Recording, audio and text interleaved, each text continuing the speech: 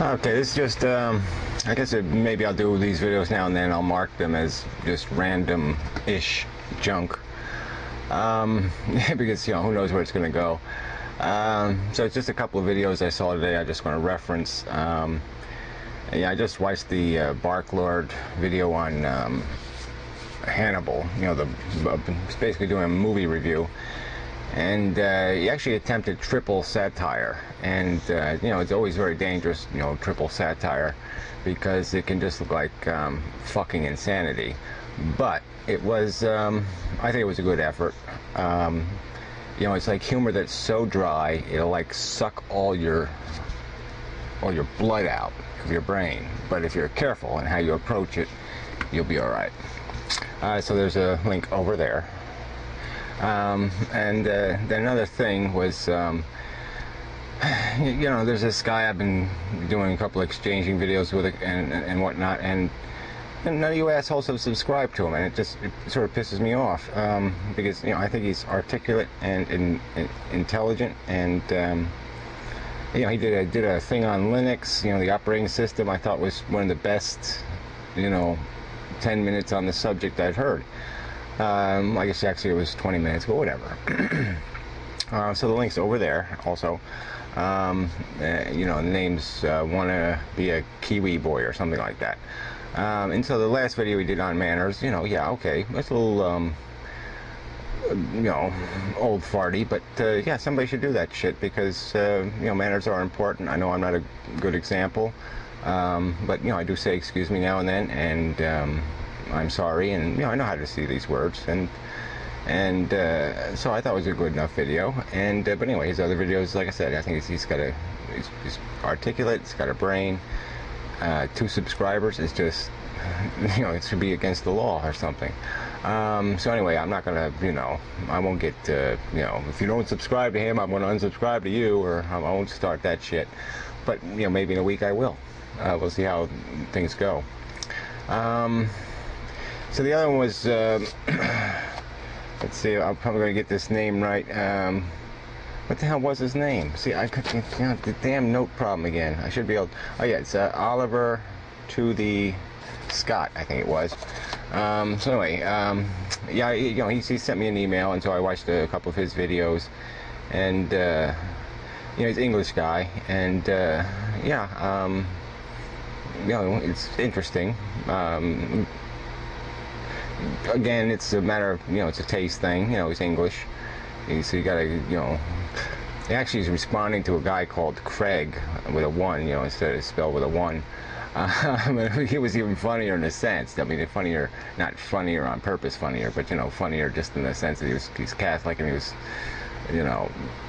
he's kind of, fuck this, fuck that, Anyway, so in the second half of this video, I'm going to talk about the subject, which was basically evolution. And the guy did basically a lightly ownership type video on the other guy's video, and so it was kind of funny. Especially, I like that he was going after one of these videos that was all writing, and except all the writing was misspellings and bad grammar, and so I just throw that out, since this is like one of the random-ish junk videos that I really hate reading videos. I mean, it's okay for like 6 words or something, but if I gotta read more than that, just write it fucking someplace and I'll read it. But don't play, and especially trying to read when music is playing, it just doesn't work for me. I mean, okay, maybe it works for everybody else, but it causes a conflict in my brain, and I can't read and listen to something, especially music that's just loud and irritating. And so I know I'm not going to change trends out there. But if I just express my opinion that it's I really don't like those kind of videos, and I'm not likely to watch it if that's all you are about, text and music. Nope, please spare me. So anyway, getting to the subject, primary subject, was there was parts in the video about evolution and stuff, and so I just thought I would.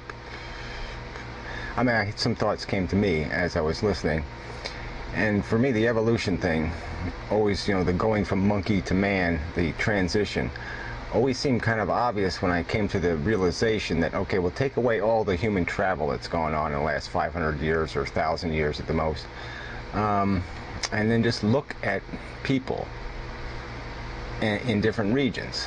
I mean, so if like this, say you start in South America, you know, you have this, you know, Indian kind of native look, you know, when you take the Spanish influence out, and you know, round faces, you know, and then you move up to North America and you have this whole variety of Indian from east to west, you know, very different kind, not very different, but you know, definitely distinguishable physical features.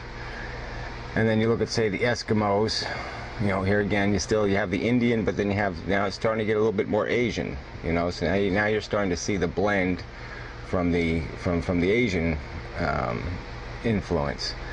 And sort of in the Polynesians you sort of got that edge too, and so you're seeing this, you know, that you know, you're seeing the heritage is all I'm saying. And so now you take that leap and you go from North America over to you know, Japan, China, you know, the Asian continent, so to speak, and you know, then you can move the same transition. You go from, you know, east to west, and you see this transition, you know, from the Japanese to the Chinese, then to the Mongols, or and then you're heading towards the Middle Easterners, and this is where things get a little messy, just because there's been a lot of intermixing for a long time in those races. But I mean, you sort of get the idea if you really look at these people, the Persians versus you know, the more southern people of the Middle East. And I don't mean to discount, I mean, there's also, now you get into India, so you go into India and, you know, the skin gets a little darker, people get a little leaner, a little different look, but you can see it, you know, you see this whole thing, so I might as well finish it since I started. So now you're moving towards Europe and well, and Africa, you know, on those two sides, those two directions. And I mean, you can see the differences. You know, that the European race was sort of, it didn't go anywhere. You know, it sort of hit the brick wall. You know, it went up, and it, you know, Greenland, Iceland, you know, these kind of, you can't go anywhere from there, kind of a thing. So that race sort of just ended until technology made it possible for that race to emigrate. But it didn't really go anywhere. I mean, you know, Russia, you have some indication of that. And then you go south, and it just seems so obvious. Then you start hitting into the darker races, and you start saying, you know, you look at North Africa versus South Africa.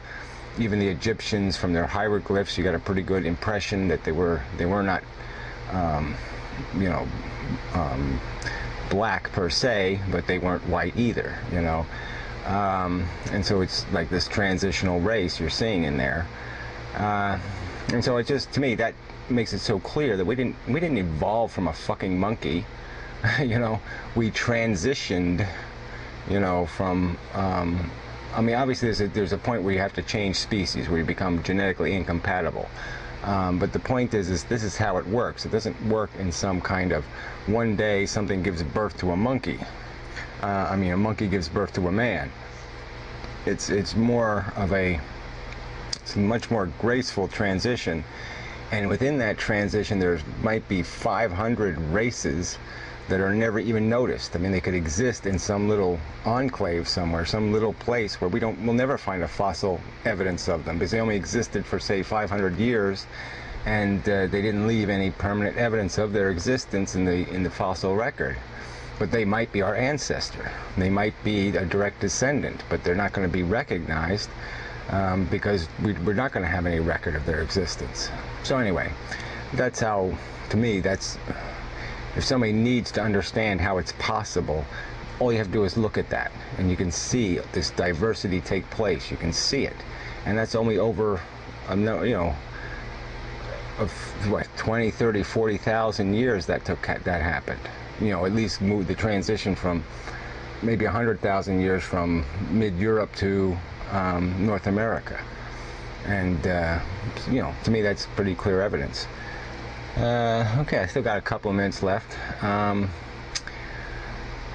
So anyway, there was a little bit of talk about science, and you know, the one guy who was complaining, the other guy was owning his video because he didn't believe that crap anymore, but he does believe it.